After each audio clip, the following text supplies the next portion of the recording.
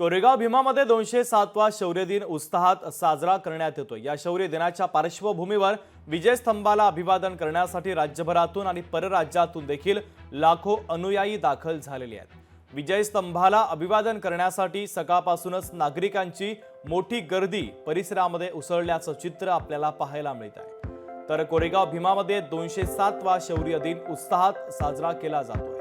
या शौर्य दिनाच्या पार्श्वभूमीवर विजय स्तंभाला अभिवादन करण्यासाठी राज्यभरातून आणि परराज्यातून देखील लाखो अनुयायी येथे दाखल झालेले आहेत।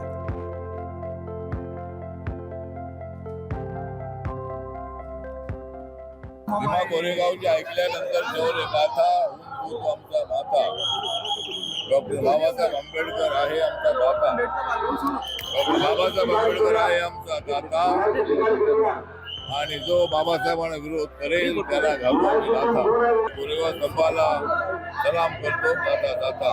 आजचा दिवस आमच्यासाठी अत्यंत शौर्याचा दिवस आहे। 1 जानेवारीला म्हणजे नवीन वर्ष आहे। नवीन वर्षाच्या जनतेला असणाऱ्या शुभेच्छा आहेत। एक नवीन इतिहास ज्याला आपल्याला म्हणता येईल मानवतेच्या दृष्टिकोनातून हा भीमा कोरेगावातून सुरुवात झाला। त्याला अभिवादन करण्यासाठी जनता या ठिकाणी एकत्र येते।